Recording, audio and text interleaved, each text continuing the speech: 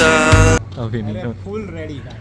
सारा सामान लोड कर दिया। तू व्लॉग कर रहा है, मैं कर दूं? बैक टू इंडिया मेरे को ये After? पूछना है आफ्टर 4-5 months। सो ये तू कहाँ पे जल्दी कम बैक कर रहा है, इंडिया वालों के लिए। लगता है सही है। घर पे प्रे की थी क्या come back sir will meet again soon. या तो फिर मकसद था ये तेरा? मेरा मकसद है भाई, डुमस का प्लान बनाना है अपन को। वो तो पक्का नहीं करेंगे। डुमस का प्लान बनाएंगे। मैं क्या तैयारी करके रखूँगा आओ तब तक। सो मेरी फ़्लाइट है AI-188 और वो आधा घंटा लेट है। उसका मेल मेरे को आधी रात को 4 बजे ही आ गया था क्योंकि आधा घंटा फ़्लाइट लेट है। सो अपने पास अपन तो पूरा टाइम पे ही है, बस वो कहाँ है, कौन से गेट पे, वो देखना है। मेरी सारी की सारी बैग पूरी ओवरवेट थी। ये 28 थी, ये 29 थी, ये 10-11 थी, ये वाली 8-10 थी और सबसे हाईएस्ट हाँ इसका वजन करते मजा आएगा। ये मेरे डॉक्यूमेंट से जो मैं इनिशियली इंडिया आया था पहली बार, तब सारे लेके आया था जो शॉर्ट आउट नहीं किए थे मैंने। बोला था भाई मत लाना, सिर्फ कनाडा का वर्क परमिट, स्टडी परमिट, वो 1-2 चीजें ही लाना, लेकिन नहीं जब माना मैं वो। दूसरी बार गया था इंडिया तब And की the बात है। आई moment of mean truth is here. First time. And the moment of truth is here. मैं बोलता हूँ 2-3 किलो, 1.5 किलो, 1.4 1.4 के से सिर्फ जेरोक्स है, जेरोक्स। और बाकी ये कितने सारे पेड़ बर्बाद किए? ये तूने सारे कितने पेड़ कपड़े बर्बाद किए? बाद नहीं, काम का था तब चाहिए था, कोविड टाइम था तब, तो कोविड।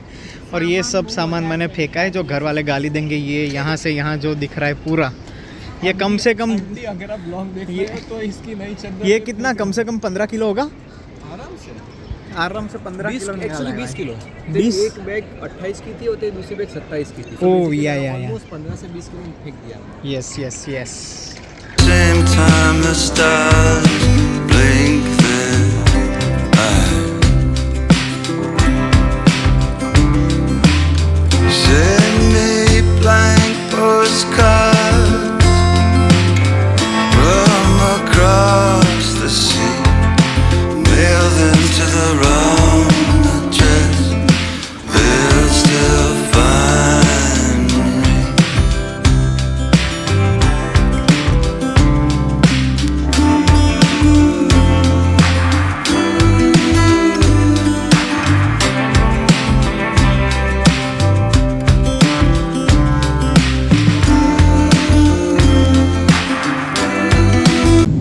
अभी तो सिर्फ 3 घंटा हुआ फ्लाइट में, पता नहीं टाइम कैसे जाएगा, बिल्कुल समझ नहीं आ रहा है। इतना बोर हो रहा है, मतलब मैंने एनिमे सीरीज़ डाउनलोड की है लेकिन देखने में बहुत ही बोर हो रहा है।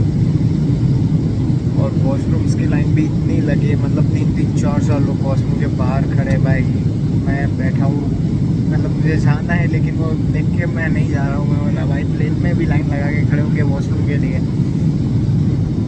और मैं बहुत ही गंदा वाला बोर हो रहा हूँ भाई, बहुत गंदा। जितना एक्साइटेड था उतना डबल ही मैं बोर हो रहा हूँ। अभी तो मेरे को करीब 9-10 घंटे और निकालने हैं भाई।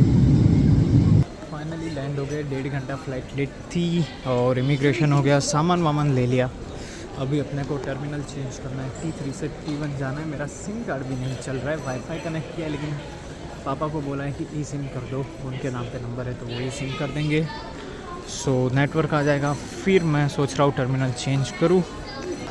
ई सिम भी चालू नहीं हुआ और नया जो सिम कार्ड लेना था वो भी चालू नहीं हुआ। उसने बोला कि दिल्ली में है तो दिल्ली का एड्रेस और उसके लिए सिम कार्ड चाहिए होगा दिल्ली के नंबर वाला जिस पे OTP जाएगा। मैं बोला भाई मैं तो गुजरात जा रहा हूँ, मेरे को मैं कहाँ से लाऊँ दिल्ली का? बोला भाई नहीं होगा। तो अभी मैं बिना नेटवर्क का घूम रहा हूँ इधर बाहर।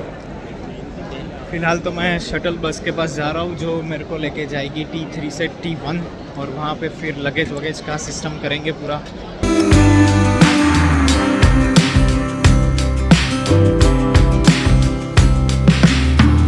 I was on my way, I was on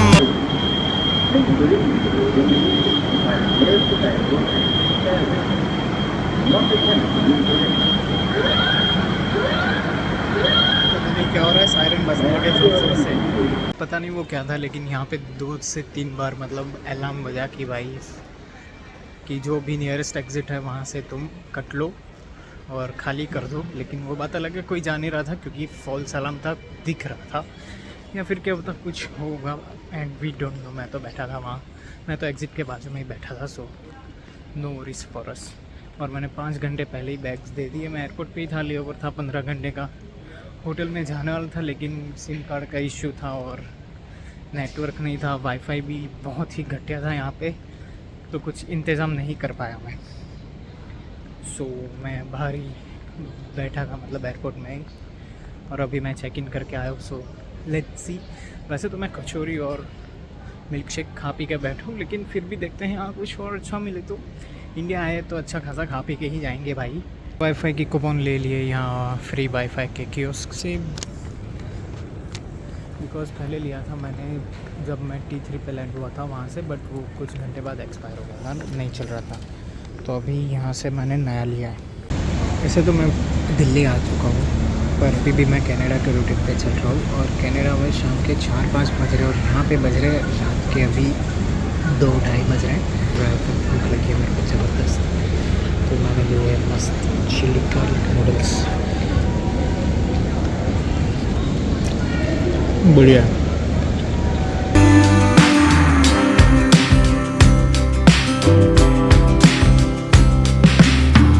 I was on my way, I was almost there,